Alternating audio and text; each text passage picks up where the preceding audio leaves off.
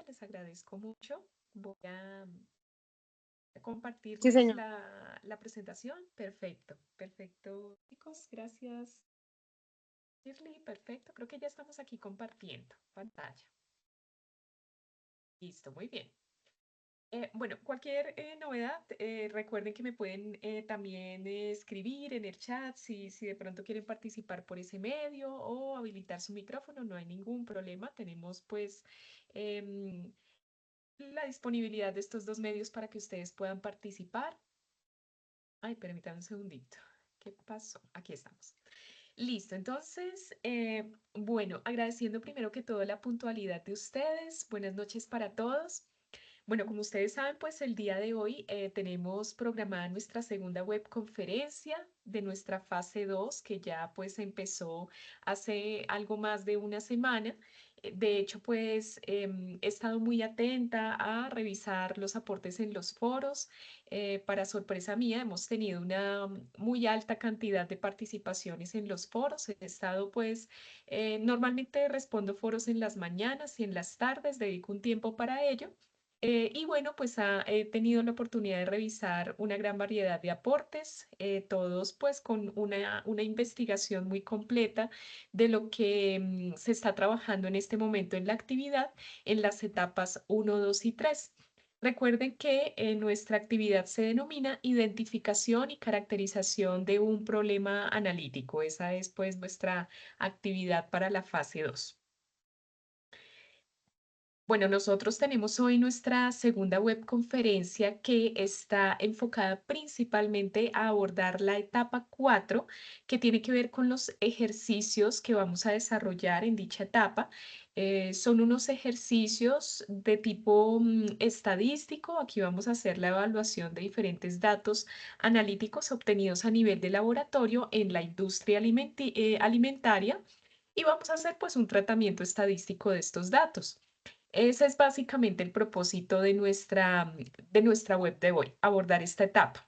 Tengan en cuenta que las etapas uno a la 3 ya se abordaron en la primera webconferencia que fue hace 8 días, bueno, el viernes pasado. Y allí pues también hablamos de la dinámica de la fase 2, hablamos de manera muy detallada del contenido de las 4 etapas, qué era lo que debíamos hacer en cada una de ellas. Resolvimos también inquietudes que tenían algunos estudiantes. Y bueno, pues si por algún motivo alguno de los estudiantes que no estuvo en esta web quiere revisar lo hablado, pues tenemos la grabación por los diferentes canales de comunicación. Específicamente en el foro del curso, ahí ustedes van a encontrar el repositorio de grabaciones, donde van a encontrar pues principalmente la grabación de esta primera webconferencia. Hoy dejaremos la grabación de esta segunda web y la siguiente semana, el día martes 16 de septiembre, vamos a tener un espacio exclusivo para resolver dudas generales que estén surgiendo de la fase 2, quise decir aquí, pues para que si ustedes de pronto tienen una base de la actividad, pero todavía tienen dudas o si les he dejado por allí comentarios, algunos estudiantes de repente han tenido dudas sobre la retroalimentación que les he enviado, pues podemos aprovechar ese espacio para resolver esas inquietudes. Este es un espacio abierto para quienes se quieran conectar. Bueno, chicos, en tanto sus compañeros se van conectando, que veo aquí todavía tenemos estudiantes que se siguen conectando, quiero invitarlos muy formalmente. La siguiente semana vamos a tener un evento académico en bueno, en la universidad. Este evento pues ya está en su quinta versión, se denomina el quinto workshop de ciencias básicas. Quizás alguno de ustedes haya tenido la oportunidad en alguna etapa de este workshop de participar ya hace algunos años. Es un evento anual que organizamos las redes de química, física y matemáticas de la universidad. Es un espacio gratuito, certificado. Recuerden que estas certificaciones que ustedes adquieren en la universidad, pues también les pueden servir para su currículum. Y bueno, pues la siguiente semana vamos a tener 3 días, una jornada de 3 días que va a ser 17, 18 y 19 de septiembre, es decir, miércoles, jueves y viernes, para el desarrollo de este workshop. Yo quiero invitarles cordialmente al workshop de química. El día del workshop de química va a ser el jueves 18 de septiembre. Básicamente en este evento pues vamos a abordar algunas temáticas de interés especial en la química. Este workshop se denomina Química aplicada para retos globales. Vamos a abordar algunas herramientas informáticas aplicadas a la química y a la ingeniería también. Vamos a tener una fundamentación teórica, para ello vamos a tener algunos invitados nacionales e internacionales que nos van a hacer un énfasis muy importante sobre la ley de la conservación de la materia, reactividad y estequiometría, que son temas afines a cualquier curso de química. Y vamos a tener también un taller práctico en donde vamos a emplear diferentes simuladores que se emplean en química para simular casos de ingeniería, casos aplicados. Vamos a tener allí pues una sesión bastante interesante de herramientas web que se pueden utilizar, algunos juegos, actividades didácticas, en un espacio de 9 a 3 de la tarde con una hora pues de receso a las 12 de la tarde. Chicos, este espacio está pensado para ustedes. La conexión va a ser a través de el canal de la universidad, el canal TV UNAD en YouTube. Les voy a compartir el enlace para aquellos que pues deseen asistir en alguna de las franjas, sea en la mañana, sea en la tarde, pues que quisiera asistir a este evento, o bien la agenda para que si de pronto ustedes quieren participar en algún otro día del workshop, pues de verdad que tenemos una agenda muy nutrida, el workshop de física, que es el día miércoles, el de química el día jueves y el de matemáticas el día viernes. En esta agenda pues está muy bien explicadito qué es lo que se va a hacer, por ejemplo, en física, una simulación interactiva para ingeniería eléctrica, ingenierías, el de química que ya les mencioné y el de matemáticas, en donde se va a ver algunas herramientas como la gamificación en matemática y algunas estrategias creativas para enseñar jugando. Entonces, bueno, les voy a compartir también esta agenda. De hecho, ya en nuestro foro de actividades hemos compartido también esa información por si alguno de ustedes está interesado.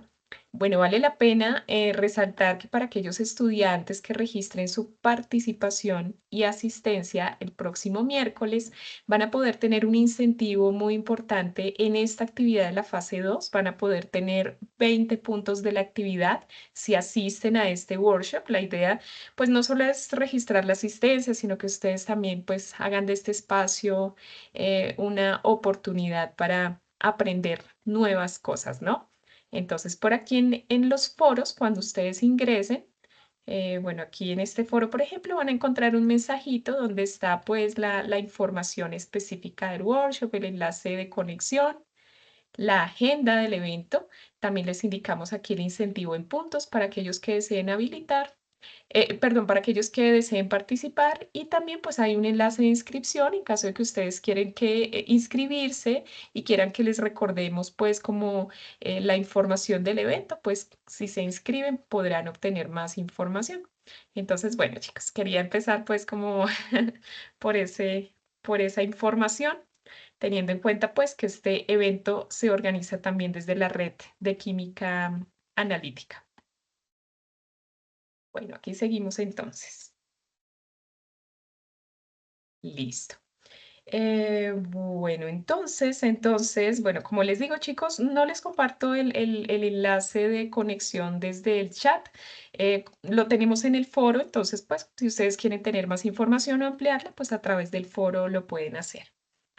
Bueno, entonces, sin más preámbulo, vamos a empezar con la explicación de nuestra etapa 4 denominada evaluación de datos analíticos.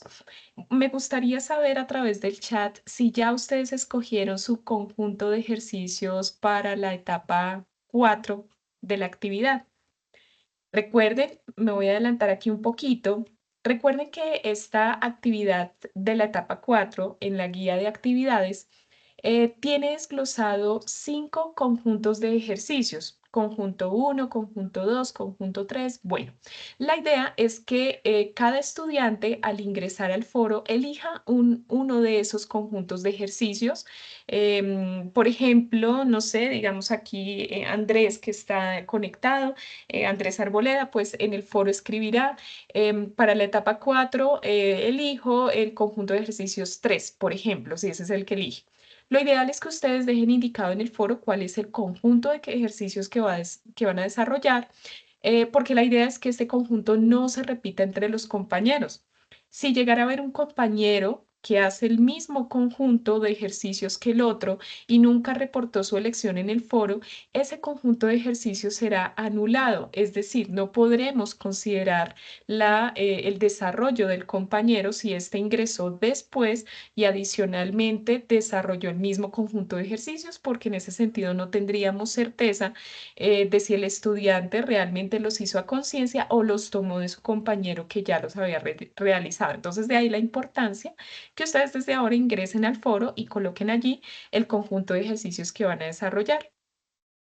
Allí en la literatura del curso, en los referentes bibliográficos, tenemos dos libros que de hecho son pues básicamente la inspiración de estos conjuntos de ejercicios. O sea, estos ejercicios no se redactan de la nada, normalmente tomamos un referente para ellos. Y tenemos pues los libros de referencia que son Estadística y Muestreo, que está allí en los referentes bibliográficos del curso, y el libro Análisis Químico de Alimentos, que este básicamente es el libro base de nuestro curso de química analítica. Entonces, bueno, les agradezco me hagan saber a través del foro si ya escogieron su conjunto de ejercicios. Bueno, buenas noches para los que se van conectando. Jenny, Diana, Joiner, buenas noches. Listo, chicos. Bueno, entonces voy a ingresar por aquí también al chat para poder leerlos. Vamos a ver, permítanme un segundito.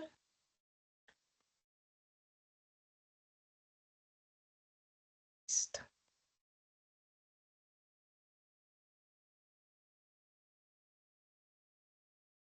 A ver, permítanme un segundito. Ya, vamos a ingresar entonces aquí al chat. Bien. Bueno, entonces, allí en el anexo 2 de consolidación de la fase 2, ustedes van a tener un espacio en el cual van a poder consolidar su conjunto de ejercicios. Hay un espacio para, cada conjunto de ejercicio está integrado por tres numerales o por tres ejercicios. Uno de ellos que tiene que ver con unos cálculos estadísticos que les voy a explicar a continuación, y el ejercicio 2 y 3 que tiene que ver con una pregunta de análisis estadístico basada en los resultados obtenidos en el ejercicio 1. Entonces, importante que ustedes sepan que allí en nuestro anexo 2 vamos a ir desarrollando la actividad. ¿Dónde se encuentra el anexo 2? Ya ustedes lo saben, en el mensaje de apertura del foro de interacción, ahí encuentran adjunto al mensaje de apertura el anexo 2 para el desarrollo de esta actividad. Este conjunto de ejercicios tiene una ponderación de 35 puntos. Recuerden que nuestra actividad tiene una calificación de 70 puntos, entonces 35 puntos están allí involucrados en esta actividad. La idea, permítanme un segundito, yo coloco por aquí una plumita. Ya. Bueno, la idea aquí es que tengamos en cuenta, permítanme un segundito, por favor. Bueno, eh, la idea es o se tiene contemplado que el desarrollo de estos ejercicios se realice entre el 18 al 24 de septiembre. Hoy estamos a 11 de septiembre. En principio, pues de acuerdo con nuestra agenda propuesta de trabajo, pues esperaría que ustedes ya estuvieran iniciando la etapa 3, el desarrollo de la etapa 3. Ya tengo algunos estudiantes que van muy adelantaditos en el proceso, que están finalizando etapa 3, pero para los que no han empezado todavía, pues recuerden que en este momento estamos en el desarrollo de las primeras tres etapas de la actividad. Seguido de esto, pues podemos continuar con el desarrollo de estos ejercicios. La actividad finaliza el 26 de septiembre. Bueno, entonces, vamos a empezar a desarrollar hoy vamos a desarrollar un ejercicio modelo que comprende los puntos que ustedes pues van a encontrar en este conjunto de ejercicios. Vamos a hacer un ejercicio modelo pues para que ustedes vean cuál es la estrategia de desarrollo y a partir de este pues si surgen preguntas las iremos revisando. Todo este tema de evaluación de datos, evaluación de mediciones y datos estadísticos a nivel de laboratorio es supremamente relevante y sé que muy seguramente algunos de ustedes que trabajan ya en la industria alimentaria y que están en el área de laboratorio saben la importancia de la medición en este tipo de prácticas. Normalmente, pues la manera de garantizar una buena precisión y exactitud en el trabajo que nosotros realizamos en el laboratorio se logra tomando no solo una, sino varias mediciones de un parámetro en particular. Cuando nosotros tenemos una gran cantidad de mediciones, esto mediante un análisis estadístico nos va a dar una serie de resultados mucho más confiables. Este concepto de precisión y exactitud es muy importante en química porque la exactitud, por ejemplo, se refiere a qué tanto las mediciones que tomamos se acercan a un valor teórico, a un valor verdadero, que ya se encuentra en la literatura, por experimentos que ya están validados, que ya están reportados. Entonces, si nosotros queremos replicar una metodología en el laboratorio, lo ideal es que nuestros valores se acerquen a ese valor verdadero. Cuando eso ocurre, hablamos de exactitud. Ahora bien, cuando los valores que nosotros tomamos en el laboratorio se acercan entre ellos hay una cercanía importante, hablamos de precisión. Aquí no estamos comparando con ningún valor teórico ni verdadero, más bien estamos considerando la cercanía entre los valores medidos. Dicho esto, por ejemplo, tenemos aquí pues un ejemplo muy común para resaltar este concepto de precisión y exactitud y son tres tableritos de dardos. En cada uno de estos, pues nosotros podemos considerar que el centro de ese tablero de dardos es considerado el valor esperado, el valor teórico, el valor real. Si nosotros pues le damos a este centro, decimos entonces que tenemos una muy buena, pues no solo puntería, sino también una buena cercanía a ese valor real. Quiere decir entonces que en este primer tablero, pues nosotros tenemos, por ejemplo, todos los dardos en el centro. Entonces, ¿qué podríamos decir respecto a la precisión y la exactitud? ¿Cómo creen ustedes que sea en este caso la precisión del lanzamiento, de los lanzamientos? ¿Será buena? ¿Será mala? ¿Será muy regular? ¿Qué podemos decir acerca de la precisión? ¿Quién me puede decir? Lo pueden escribir también en el chat, no se preocupen, también para que podamos interactuar un poco. ¿Qué podemos decir acerca de la precisión? ¿Será buena? ¿Será mala?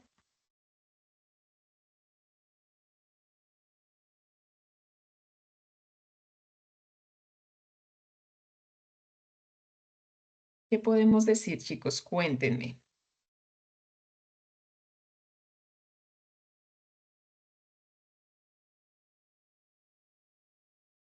Permítanme un segundito, vamos a revisar por aquí el chat.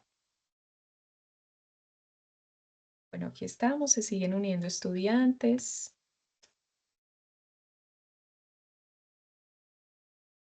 Bueno, voy a regresar a la presentación. Bueno, vamos a continuar acá. Entonces decimos que cuando todos los dardos apuntan hacia el centro de este tablero, decimos entonces que hay una buena exactitud por cuanto los datos se acercan al centro. Y la precisión también es muy buena por cuanto los datos están muy cercanos entre ellos. ¿Qué podemos decir en el segundo tablero? Respecto a la precisión, los valores que se lanzan o los dardos que se lanzan tienen pues una cercanía muy alta entre ellos, podemos decir que la precisión es buena. Y respecto a la exactitud, pues decimos aquí que es mala por cuanto los dardos pues están lejos de ese valor real. En este tercer caso, decimos que todos los dardos están en posiciones distintas, de tal manera que tanto la precisión y la exactitud es mala entre estos valores. Entonces, de esa manera, pues podemos tener una analogía a esta precisión y a esta exactitud. Muy bien, la alta precisión estaría tanto en el primero como en el segundo tablero, joiner. Muy bien. Entonces, bueno, pues básicamente nosotros pues vamos a depender, o esa precisión y exactitud va a depender de los instrumentos que utilicemos en el laboratorio. Como ustedes saben, muchos de los instrumentos en el laboratorio ya están calibrados, pero si eso no ocurriera y utilizáramos instrumentos que no estuviesen calibrados, eso va a afectar notablemente la precisión y la exactitud. Listo, Joiner, me dices, si con la diferencia que en la segunda no tiene exactamente Joiner, en el segundo tablerito, pues no tenemos exactitud. Incluso en el tercero, ¿no? Porque la idea es que los valores se acerquen a ese valor real, que sería el central. Muy bien. Entonces, bueno, otro punto que afecta la precisión y la exactitud y en general las mediciones es la interacción del método de medición con el mesurando. El mesurando pues se refiere a la medida que tomamos en el laboratorio. Entonces, si por ejemplo nosotros queremos tomar una temperatura y para tomar la temperatura tenemos que abrir un recipiente, muy probablemente parte de ese calor se va a disipar en el ambiente y eso nos va a afectar la medición de la temperatura. Entonces ahí hay una influencia de la interacción del método de medición con la medida que deseamos tomar. Y por último, y quizás uno de los parámetros que afecta mayoritariamente la precisión y la exactitud es la influencia del observador que realiza la medición. Nosotros en el laboratorio pues tenemos que ser muy precavidos a la hora de tomar medidas. Si por ejemplo nosotros no conocemos el concepto de menisco a la hora de medir un volumen, el menisco se refiere a esa curvatura que generan los líquidos cuando están en interacción con el vidrio. Si no conocemos cómo medir ese menisco, pues muy probablemente las medidas de volumen nos van a quedar mal tomadas. Entonces, aquí tenemos pues que la influencia del observador es muy importante porque se pueden cometer errores en el laboratorio y eso puede afectar la precisión y exactitud de los resultados. Nosotros pues vamos a calcular varios parámetros asociados a esa precisión y exactitud. En el ejercicio que ustedes tienen designado en su conjunto de ejercicios, por ejemplo, van a tener que calcular el promedio o media aritmética. Esto es muy importante porque, como les decía al inicio, en el laboratorio no solo tomamos una, sino varias medidas de lo mismo para garantizar una buena confiabilidad de nuestros datos. ¿Qué es el promedio o media aritmética? En el promedio o media aritmética hacemos una sumatoria, este es el símbolo de sumatoria, de cada uno de los datos individuales que tomamos en el laboratorio. El dato 1, el dato 2, el dato 3, entre otros. Y esto lo dividimos en el número de mediciones o el número de medidas que tomamos en el laboratorio. Ese es el promedio. El promedio es un valor intermedio a todos los datos o a toda nuestra población de datos que hemos colectado. Ese es el promedio. Tenemos otro dato, otro parámetro que vamos a calcular, que es la desviación estándar. Se denomina S, lo vamos a denominar S sub X, y la desviación estándar es básicamente la raíz cuadrada. ¿De qué? De la sumatoria de los datos individuales o de cada dato individual menos el promedio elevado al cuadrado.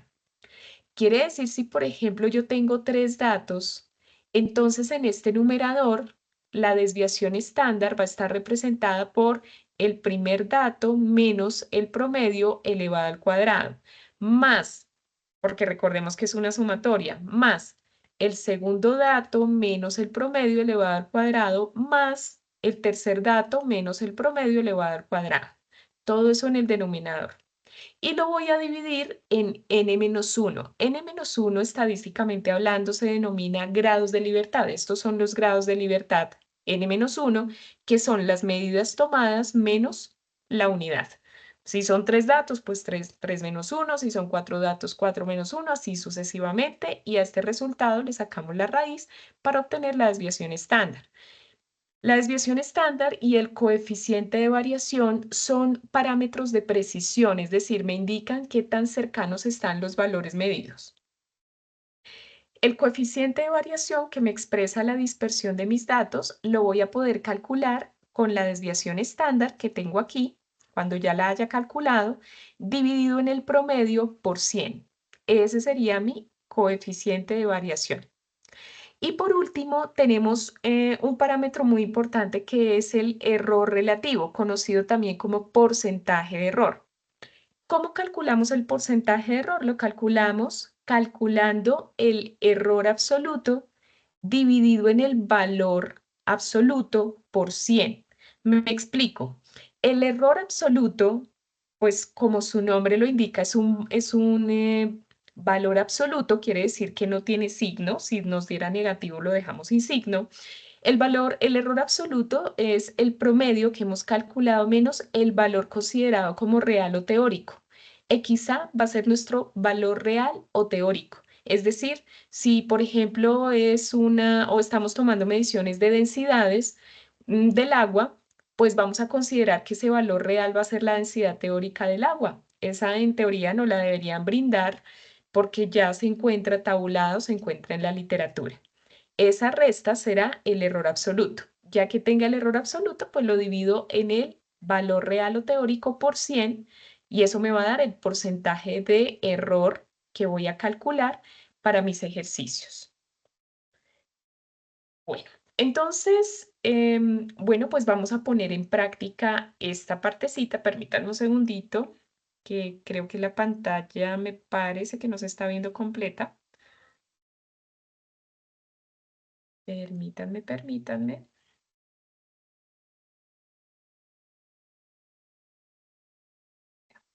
Listo. Chicos, solo para reconfirmar un momentito, ustedes están viendo mi pantalla, ¿verdad? Solo para, para confirmar. Vamos a avanzar aquí donde vamos. Vamos a hacer un ejercicio modelo, pero quiero confirmar con ustedes que estén viendo mi pantalla. Vamos a ver, creo que sí estamos viendo la pantalla, ¿verdad? Listo, Joiner, muchísimas gracias. Bueno, vamos a continuar entonces aquí. Vamos a hacer el siguiente ejercicio y bueno, es muy importante este ejercicio porque básicamente aborda todos y cada uno de los puntos que ustedes van a ver en su ejercicio en la guía de actividades. Ustedes van a tener ejercicios de diferentes tipos, casi todos enfocados a la industria alimenticia. Yo me voy a permitir hacer este ejercicio que básicamente tiene todos los parámetros que vamos a abordar.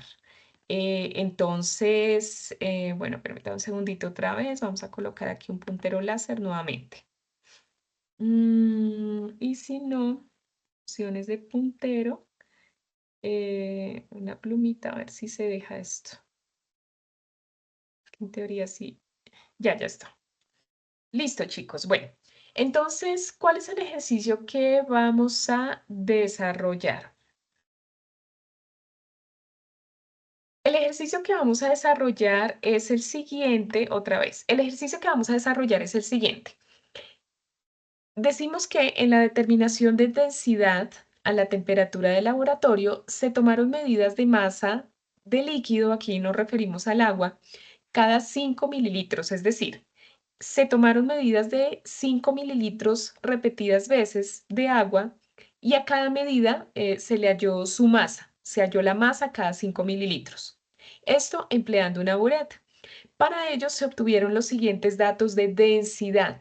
La densidad se representa en gramos sobre mililitro. Quiere decir que con la masa obtenida y el volumen correspondiente, pues se halló la relación masa sobre volumen, densidad del agua. Siendo el valor real o teórico de la densidad a la temperatura de trabajo 0,993 gramos sobre mililitro. Este sería nuestro valor real, ese valor que vamos a utilizar en el momento de calcular el porcentaje de error. Entonces, ¿qué datos nos dan? Nos dan la densidad del agua en las diferentes mediciones. Se tomaron 6 medidas en el laboratorio. Ese va a ser nuestro parámetro, 6 medidas. Entonces, la densidad del agua para la primera medida, pues está aquí, 0,966, la segunda medida 0,986, la tercera medida 1,022, así sucesivamente hasta llegar a la sexta medida, que es 1,001, todo esto en gramos sobre mililitro.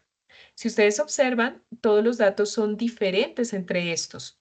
No sabemos en sí si tienen precisión o tienen exactitud, eso lo vamos a ver a partir de las operaciones que realicemos.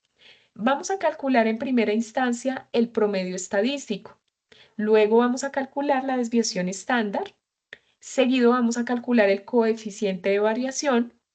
Posteriormente vamos a calcular el error absoluto y el porcentaje de error relativo, todo esto mediante las fórmulas matemáticas que ya revisamos.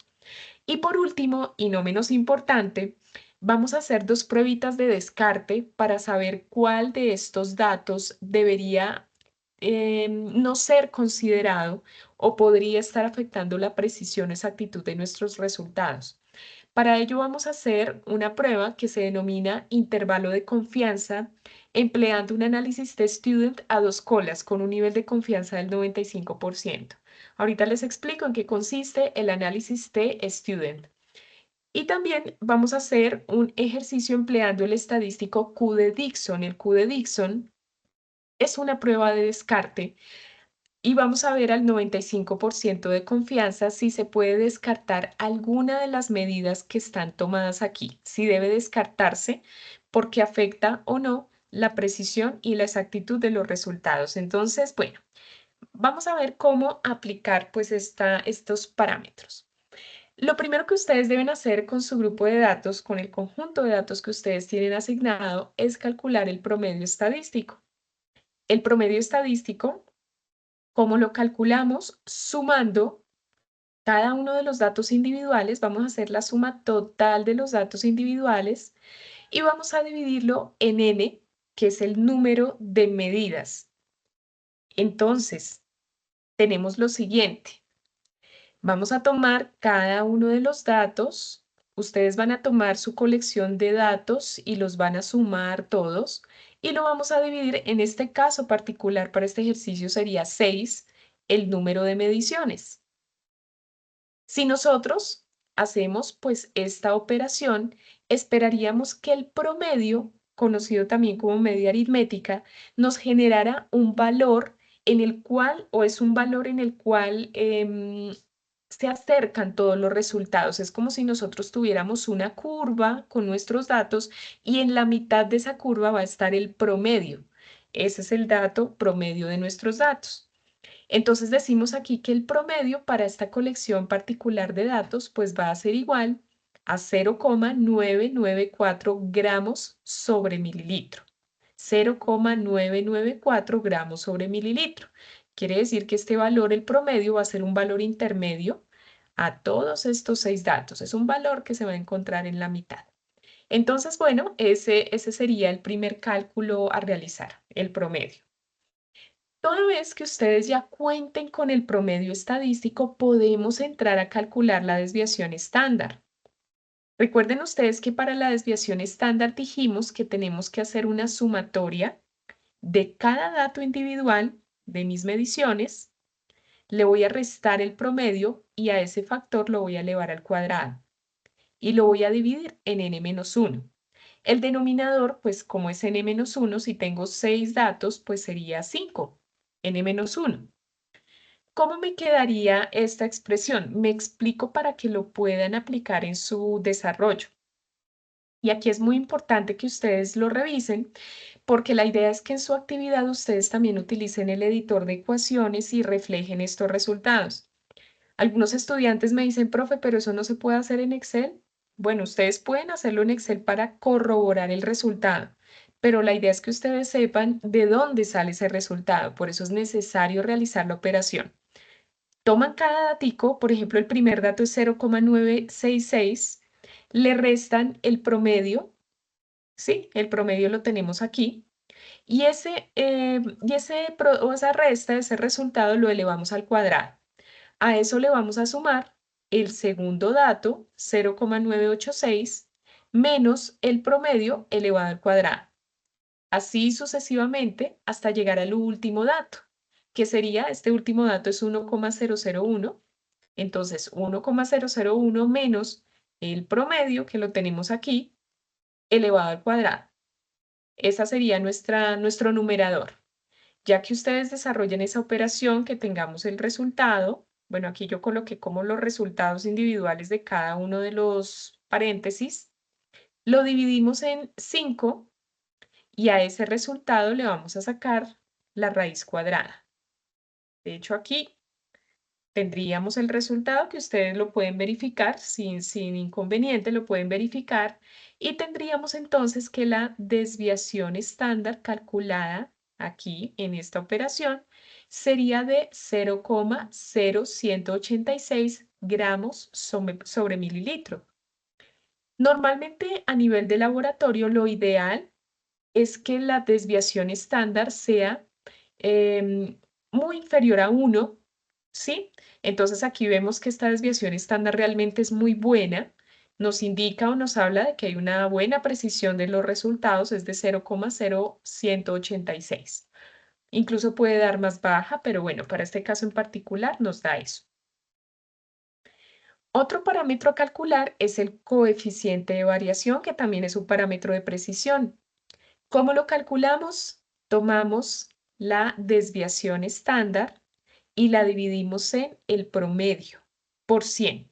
Recuerden que la desviación estándar ya la hemos calculado, el promedio también, simplemente es expresarlo en términos del porcentaje. Entonces, ¿qué hacemos aquí? Tomamos la desviación estándar que se calculó previamente y nos dio 0,0186, lo dividimos en el promedio y esto lo multiplicamos por 100. ¿Listo? No sé si alguno de ustedes me puede ayudar con este cálculo. De paso lo corroboramos aquí, revisamos pues cuánto nos da el coeficiente de variación. Recuerden que es un porcentaje de tal manera que las unidades del coeficiente de variación pues van a ser porcentaje para que lo tengamos presente. No sé si alguno de ustedes me puede colaborar con ese resultado pues para que vayamos avanzando y lo corroboramos por allá en sus calculadoras o celulares. Listo, Joiner, muchas gracias. Perfecto, ahí lo tenemos. 1,87, muy bien. De hecho, lo reportamos así porque nuestra operación tiene tres cifras significativas. Los ceros a la derecha de un número, a la izquierda de un número no son cifras significativas, entonces lo reportamos con tres cifras. Ahí lo tenemos. Listo, entonces ya con nuestro coeficiente de variación, pues ya solo nos queda calcular el error absoluto y el error relativo. Recordemos que para calcular el error relativo necesitamos conocer el error absoluto. Entonces el error absoluto se calcula de manera muy sencilla. Tomamos el promedio y al promedio le restamos el valor real. El valor real dijimos que era 0,993. Entonces realmente pues es un cálculo muy sencillo, teniendo en cuenta que nuestro promedio es 0,994 y le restamos 0,993. Es un valor absoluto.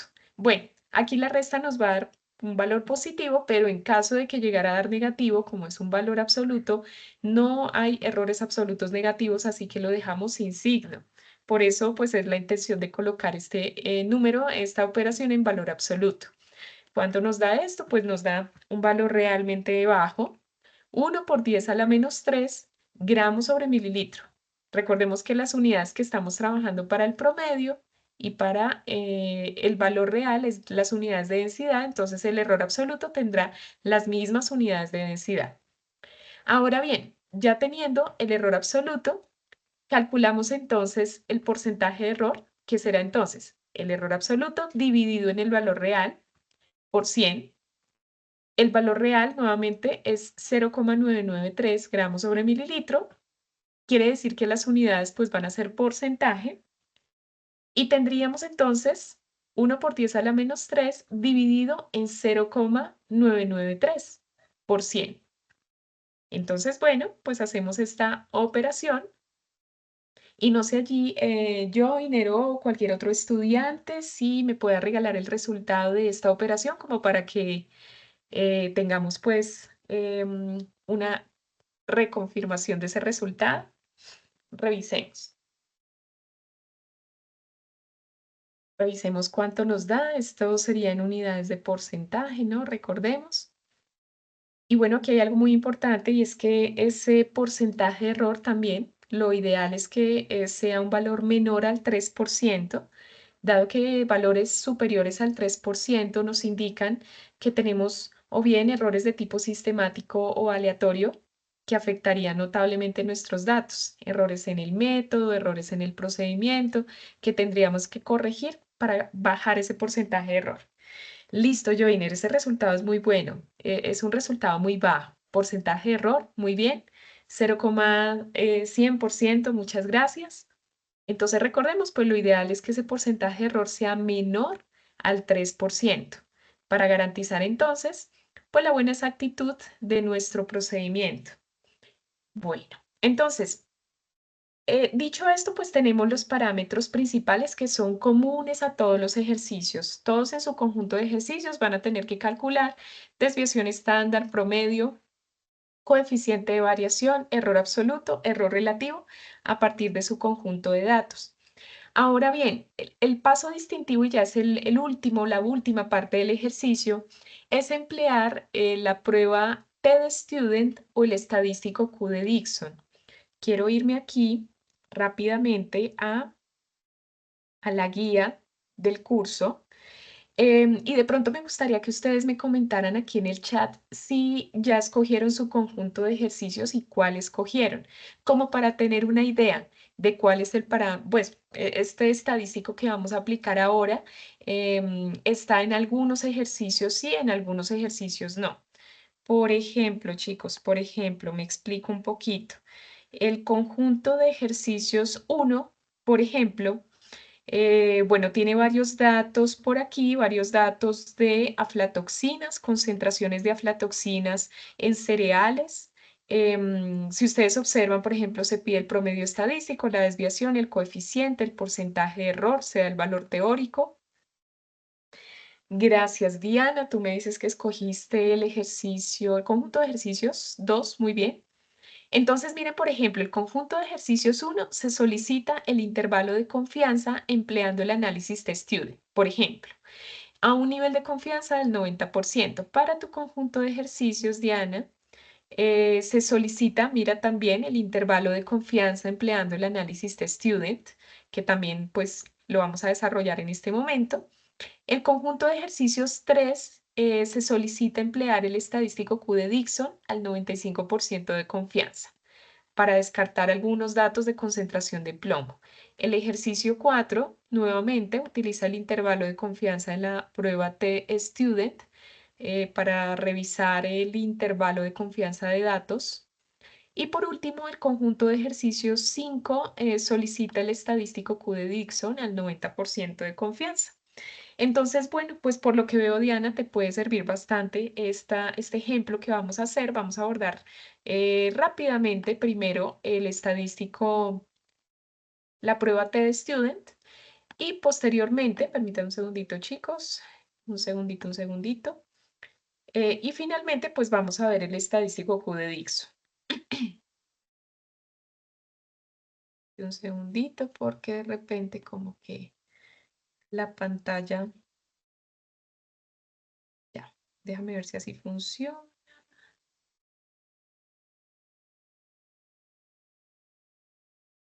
Ya, listo. Bueno, entonces vamos a empezar por lo siguiente, vamos a calcular de esa serie de datos que tenemos, vamos a continuar con esa serie de datos, el intervalo de confianza de esos datos, empleando un análisis T-de-Student a dos colas con un nivel de confianza del 95%. Me explico. ¿A qué nos referimos con la prueba T-Student? En esta gráfica vamos a suponer que tenemos todos nuestros datos del menor al mayor, de todo nuestro conjunto de datos, del menor al mayor, representando entonces todo el conjunto de datos el 100%. Y la mitad de esta gráfica representa el promedio de datos. Aquí tenemos el promedio, el valor promedio. Entonces, ¿qué significa hallar nuestros parámetros con un nivel de confianza del 95%? Vamos a estimar el valor menor y mayor que determina ese 95% de confianza de mis datos. 95% de confianza de que mis datos se encuentren alrededor de la media poblacional o del promedio. Quiere decir que aquí, pues básicamente estoy descartando por este lado un 2,5 y por este otro lado un 2,5 de mis datos, un 2,5%, para dejar de lado un 5% de descarte. O sea, realmente lo que voy a tomar es el intervalo del 95% de confianza. Esto me indica entonces si el nivel de confianza es del 95%, y hay un 95% de probabilidad de que la media poblacional se encuentre entre esos límites de confianza calculados. Nosotros en esta prueba lo que vamos a hacer es calcular el límite inferior y el límite superior de este nivel de confianza. Entonces, para hallar el nivel de confianza necesitamos considerar nuevamente la desviación estándar que ya habíamos calculado previamente. Muy importante. Entonces, para establecer ay, ¿qué pasó? Perdón. Para establecer el intervalo de confianza mediante la prueba T, vamos a usar la siguiente ecuación. Intervalo de confianza para la media poblacional va a ser igual a ¿qué? Al promedio más menos. ¿Por qué más menos? Porque voy a estimar un límite de confianza inferior, que sería negativo, y superior, que sería positivo. A ese promedio le voy a sumar o restar, dependiendo el límite que vaya a calcular, un parámetro definido por la prueba T-Student a n-1 grados de libertad. Este parámetro de la prueba T-Student ya está tabulado y depende de mi porcentaje de confianza. Ya lo vamos a ver. Este valor lo voy a multiplicar por la desviación estándar que ya calculé y lo voy a dividir en la raíz de mi número de mediciones, que en este caso particular serían 6 mediciones. Entonces vamos a verlo más en detalle. Para usar el parámetro estadístico T-de-Student, necesitamos identificar en primer lugar los grados de libertad, donde n es el número de mediciones. Quiere decir que para nuestro caso en particular, n-1 sería igual a 5. Recordemos que son 6 mediciones menos 1, 5. Ese sería mi valor de grados de libertad. Dicho esto, la prueba de T-Student tiene una tabulación dependiendo el intervalo de confianza que yo quiera. Deben ser muy cuidadosos en el momento de observar cuál es el porcentaje de confianza que les pide su ejercicio, porque por ahí vi niveles de confianza del 90%, del 95%, 99%. Podemos utilizar esta tabla. Que claro, de hecho, si ustedes desean, pueden tomarle un pantallazo a esta tablita porque ustedes la van a necesitar. Yo eventualmente la estaré compartiendo en los foros para que ustedes pues puedan utilizarla en la prueba T-Student. Entonces, dicho esto, los grados de libertad de mi ejercicio, en este ejercicio es de 5, los grados de libertad, voy a trazar una línea por acá, y el intervalo de confianza que yo voy a calcular es del 95%. Quiere decir que el parámetro T-Student para mi caso, mi ejercicio en particular, es de 2,57 para 5 grados de libertad y para un 95% de confianza. Ese es el valor que yo voy a tomar en mi ecuación. Entonces, Tn-1, que es el parámetro de T-Student, va a ser igual a 2,57 para 5 grados de libertad. Vamos a ver cómo lo aplicamos, ya solo me falta aplicar la ecuación. Vamos a calcular los intervalos de confianza. Recuerden que me baso en esta formulita, nada más que la voy a separar en dos formulitas si es más o si es menos.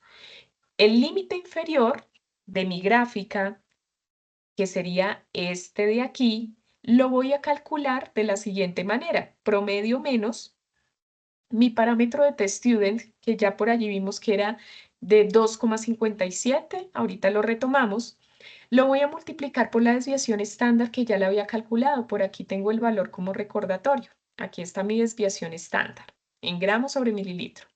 Lo multiplico y lo divido en la raíz de n, que sería raíz de 6. Eso sería mi límite inferior. Y mi límite superior, pues va a ser básicamente lo mismo, nada más que ahora debo a ese promedio sumarle este resultado para calcular el límite superior, es decir, este límite de acá. Vamos a ver entonces el límite inferior. Vamos a ver el límite inferior. ¿Cómo lo calculo? Pues tomo el promedio que lo tenemos acá. 0,994, perdón. Para mi límite inferior resto la siguiente fracción, 2,57, que es el valor de mi estadístico T de student, por la desviación estándar, dividido en la raíz de 6. Ese sería mi límite inferior dentro de mi prueba. No sé, chicos, si alguno de ustedes allí en sus calculadoras me ayuda pues a reconfirmar este valor como para que tengamos un resultado. Recordemos que ese sería el intervalo o el límite inferior de mi prueba de student. Les agradezco. Vamos a dar ahí un minutico para que ustedes lo puedan revisar.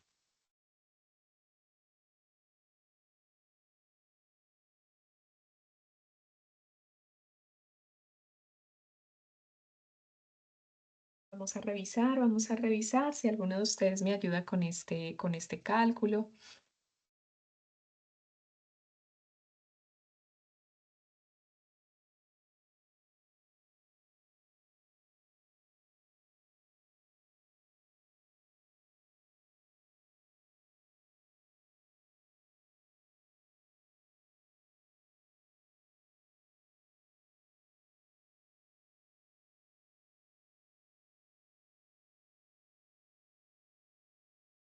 Listo, vamos a ver, vamos a ver.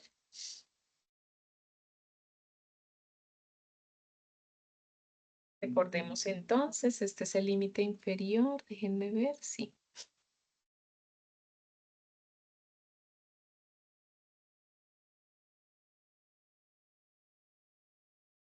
Ahí lo podemos ir trabajando en nuestras calculadoras.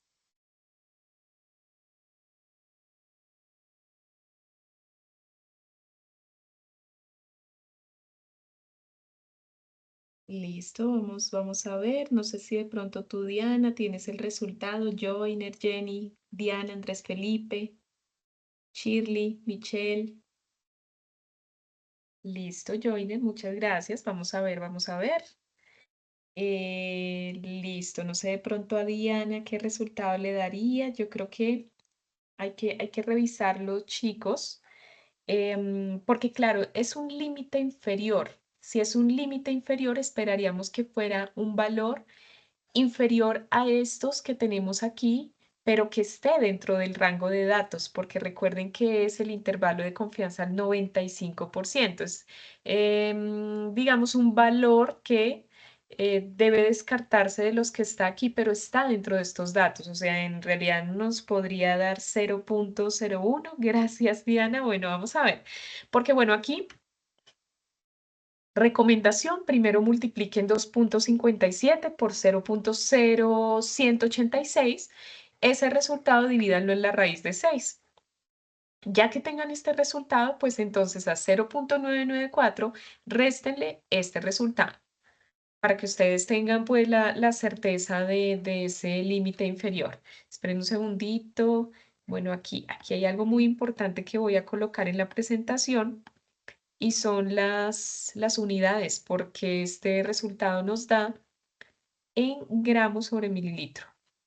Gramos sobre mililitro. Sí, porque son unidades, pues básicamente es una unidad de la media poblacional. Entonces, esto es mililitro con mayúscula. Ahí está. Listo, entonces, bueno, realmente les recomiendo que lo verifiquen.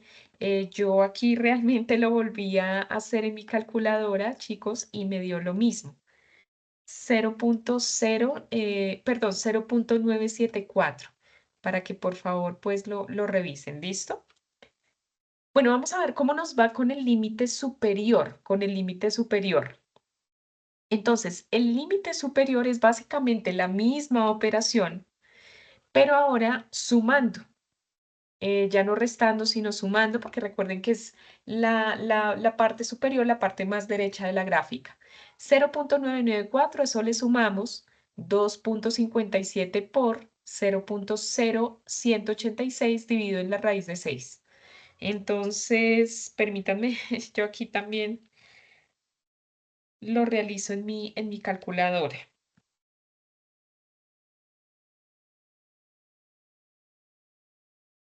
y de la raíz de 6.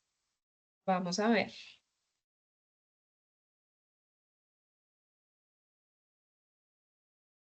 Perfecto, Diana. Muy bien.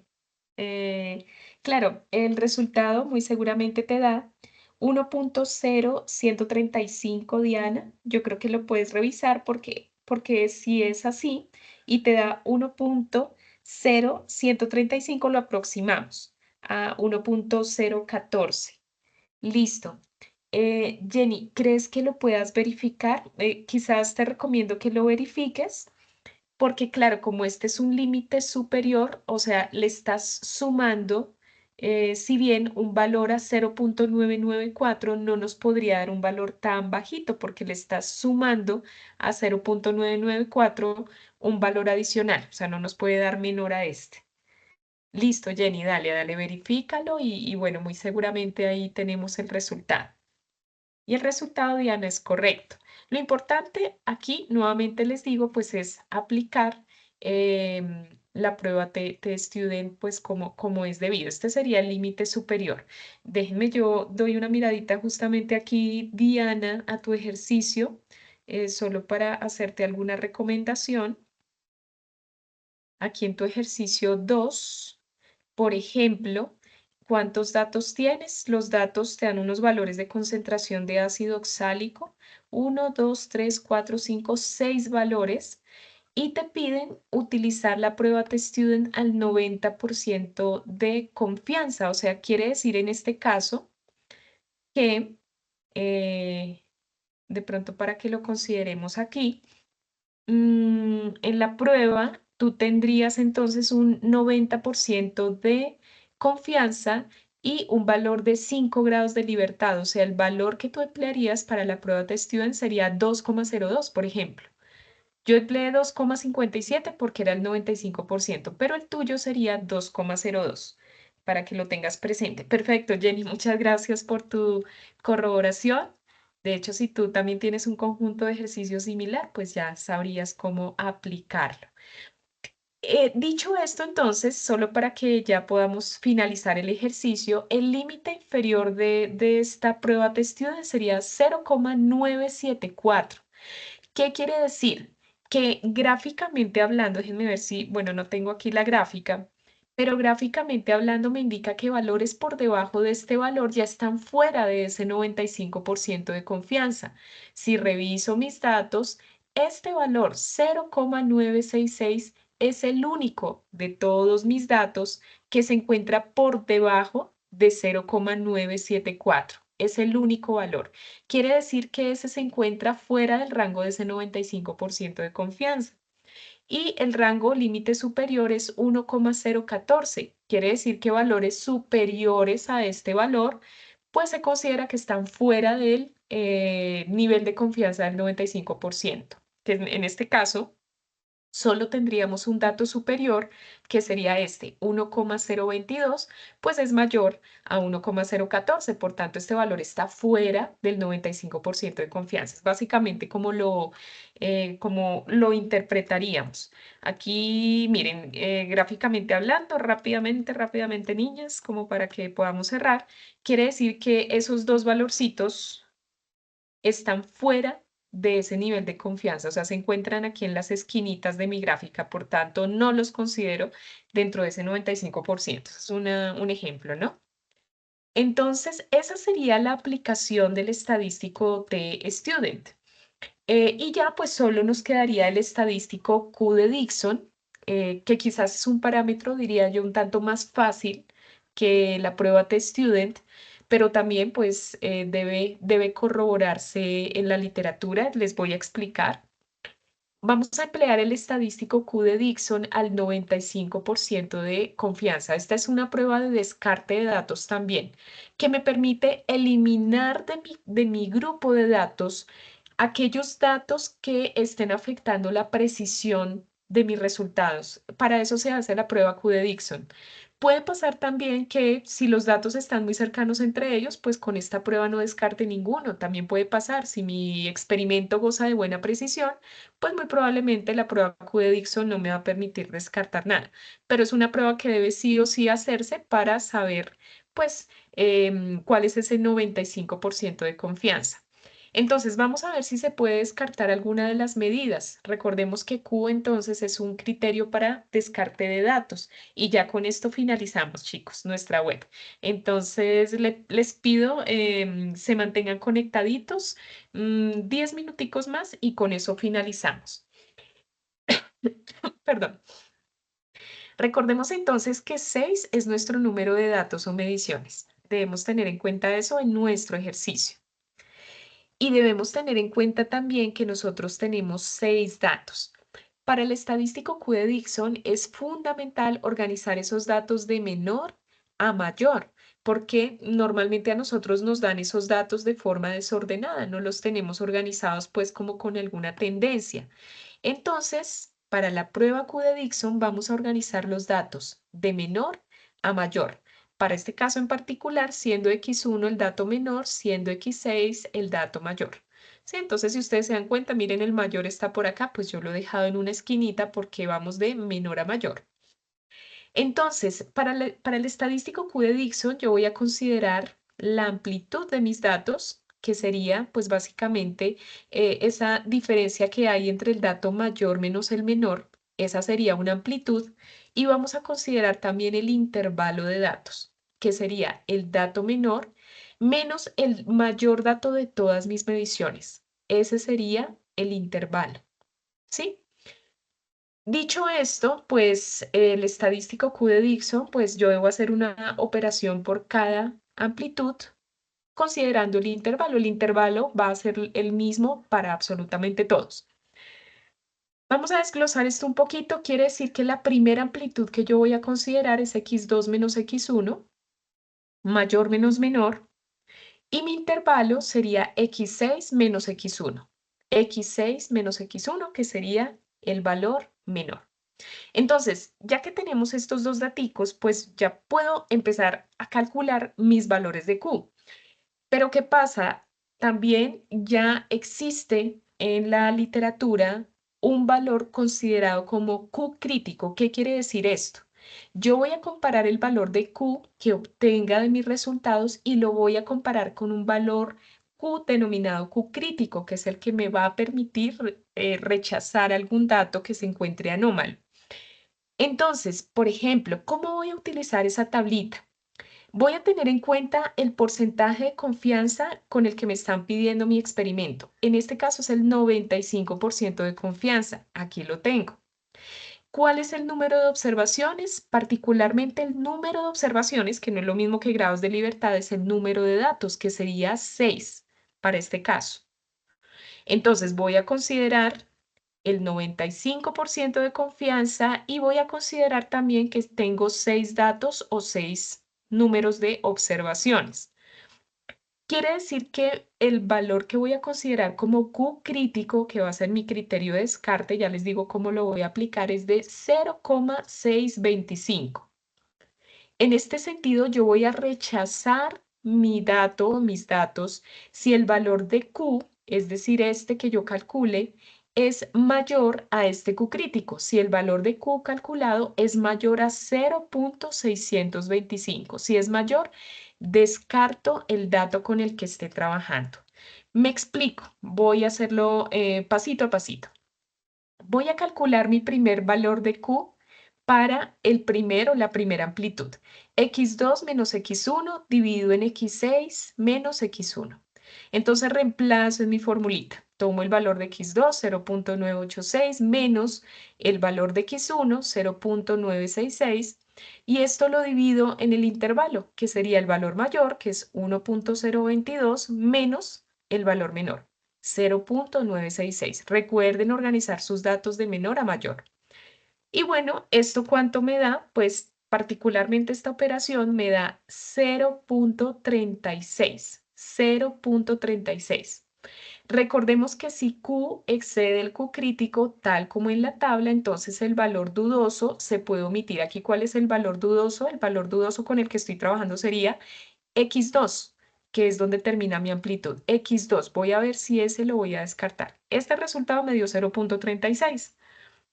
Recordemos que mi Q crítico es 0,625. Entonces, si este valor es mayor a 0.625, rechazo mi dato. Pero si ustedes observan, pues realmente este valor no es mayor, es menor. Esto quiere decir entonces que el valor 0.966, es decir, este valor, perdón que hace un ratito les dije que era versus x2, no, x1, quiere decir que x1 no puede ser descartado.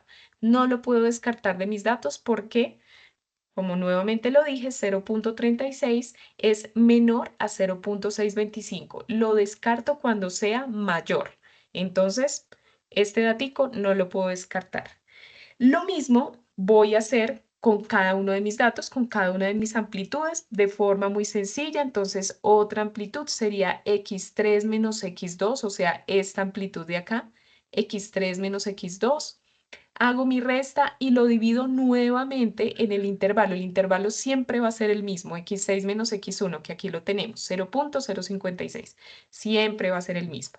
Entonces, hago mi operación y ese resultado me da 0.05, todavía muy inferior a este. O sea, definitivamente el valor que sigue, este, no lo puedo descartar. Bueno, aquí, perdón, x2 no lo puedo descartar en esta prueba por cuanto 0.05 es menor a 0.625, que es el Q de Dixon, el Q crítico. Entonces es menor, no lo descarto. Así sucesivamente, chicos, x4 menos x3, x4 menos x3, dividido en el intervalo me da 0.178, pues ya da mayor, pero menor a este, o sea, seguimos diciendo que este valor no es mayor a 0.625, por tanto, tampoco puedo descartar x3. No lo puedo descartar definitivamente porque este valor Q sigue siendo menor a Q crítico. Y por último, bueno, no por último, creo que es el penúltimo dato, voy a hacer entonces aquí el siguiente intervalo, x5 menos x4, este de aquí, x5 menos x4, dividido en el, perdón, la amplitud dividido en el intervalo. Esto me da 0.036, el valor más bajo que hayamos obtenido hasta el momento. Quiere decir que no es mayor a Q crítico, por tanto no puedo descartar x4. ¿Listo? El valor 0.999 no puede ser descartado. Y vamos con el último intervalo ahora sí, x6 menos x5. Aquí, la última amplitud, x6 menos x5. Hago la resta, divido en el intervalo, esto me da 0.375. Recordemos que si esto me diera mayor a 0.625, quiere decir que debo descartar el dato o los datos con los que estoy haciendo mi ejercicio. Entonces, en este caso, pues como sigue siendo menor, entonces el valor 1.01 pues no puede ser descartado. ¿Listo? Y por tanto este tampoco, porque pues ya no tengo más amplitudes para seguir restando. Entonces hasta aquí llegamos con este ejercicio. Quiere decir que ninguno de los valores puede ser descartado por cuanto todos aportan a la precisión de mis resultados. Estos fueron los resultados que obtuve de mis ejercicios, de todo esto que acabamos de explicar. Y por ejemplo, ustedes ya al final, cuando tengan todos sus resultados, pues van a encontrar por allí alguna pregunta de análisis. Dice, ¿se puede concluir que la medida es precisa o exacta para la densidad del patrón estándar? Justificar su respuesta teniendo en cuenta los parámetros estadísticos antes estimados. Entonces la idea aquí pues es que ustedes también puedan hacer una pequeña consulta en la literatura del significado que tiene, por ejemplo, obtener una desviación estándar menor a 1, un coeficiente de variación de 1,87, ¿qué nos diría esto? El error absoluto aquí, o más bien el porcentaje de error también nos dio menor a 1. Entonces, miren, ¿qué podemos decir respecto a estos resultados? Por ejemplo, que un error relativo, que aquí lo tenemos, de 0,100%, significa que la magnitud de error es muy pequeña, y lo dijimos al inicio, si es menor al 3% se considera pues baja, Entonces es muy pequeña en relación con el valor real de la cantidad medida, lo que indica una alta precisión. Este pequeño porcentaje muestra que la estimación o medición es muy cercana al valor verdadero, ya que el error es apenas una fracción mínima del total. Este porcentaje de error es muy bajito, quiere decir que es muy bueno. Sé de algunos de ustedes que ya han venido adelantando los ejercicios, sin embargo, pues he visto que en la parte de análisis estamos todavía pues como que nos falta, ¿no? Entonces, si les pido por favor, pues traten de dar una miradita a la literatura, a la bibliografía, para que tratemos de traducir un poco estos resultados obtenidos. ¿Listo? Chicos, básicamente ese es el desarrollo del ejercicio. La siguiente semana, nuevamente les digo, vamos a tener un CIPAS para que ustedes vayan avanzando en el desarrollo de su actividad y podemos desde allí pues tratar de resolver lo que haga falta. Si ustedes tienen dudas puntuales, pues las vamos viendo, no hay ningún problema. La idea pues es que ustedes desarrollen su anexo con la fase 2 que lleva portada, introducción, lleva tres tablitas donde van a desarrollar las etapas uno, 2 y 3. También desarrollan el conjunto de ejercicios. Vamos a registrar unas conclusiones y bueno, las referencias bibliográficas que van a ir a lo largo del documento. Ese documento lo vamos a entregar máximo el 26 de septiembre, esa es la fecha límite. En el entorno de aprendizaje y evaluación tenemos un espacio para la entrega de la actividad. Entonces, esa es pues como la ruta para que ustedes la tengan presente. Próximo martes 16 de septiembre, pues nos veríamos para el CIPAS, invitándolos muy cordialmente a que asistan. Yo les voy a compartir el enlace de conexión a más tardar el día sábado a través de sus correos, de Teams, de todos los medios para que nos podamos conectar. Y bueno, chicos, sería a las 6 de la tarde nuestro CIPAS. Bueno, entonces yo les agradezco mucho por su conectividad.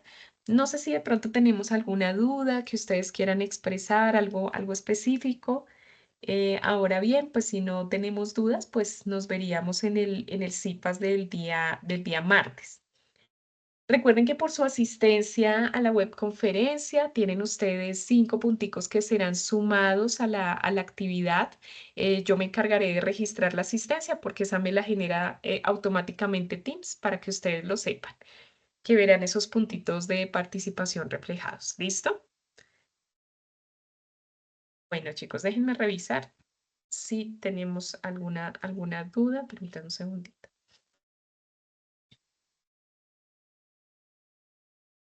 Listo, Lady, cuéntame. Veo tu manita levantada.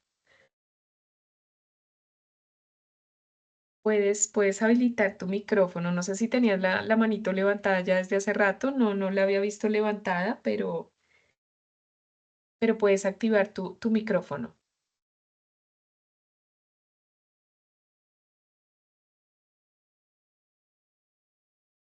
Bueno, creo, Lady, ¿sigues por ahí?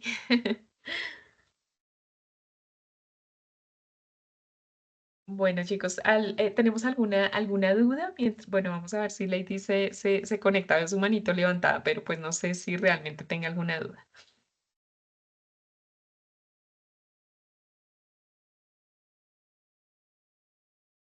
Listo, Diana, muchísimas gracias. Claro que sí, Lady, puedes escribir a través del chat.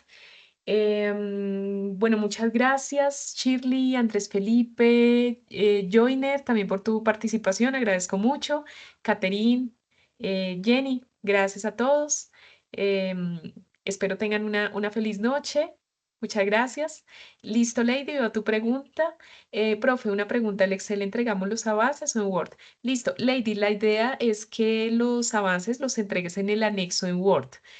Todo lo hacemos en el anexo en Word. Ahora bien, si de pronto tú te apoyas de Excel para algo en particular, puedes adjuntarlo al Word, pero todos los avances los compartimos en el Word. ¿Listo? En el anexo de entrega, para que lo tengas presente.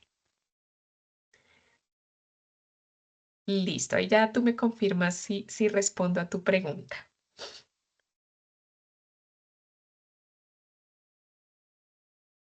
Listo, chicos, muchísimas gracias por su conexión. Em, el de entrega me aparece en Excel. ¿Será Lady que sí lo estás revisando bien? Porque, bueno, mira, te muestro rápidamente que aquí en el campus virtual, mira, yo estoy en este momento en un foro cualquiera, en un foro del curso, pero no sé si de pronto estás confundiéndolo con algún otro curso que tengas registrado, porque mira el anexo aquí.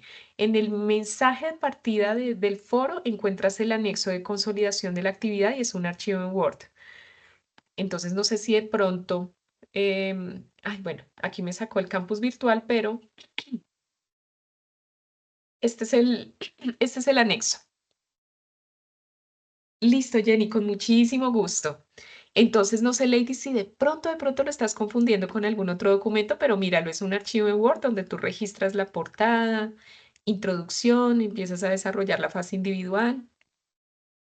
Entonces, mira, todo está creado en Word. Más bien yo te invito de pronto a que revises en el mensaje de apertura del foro porque de pronto descargaste el que no era, ¿sí?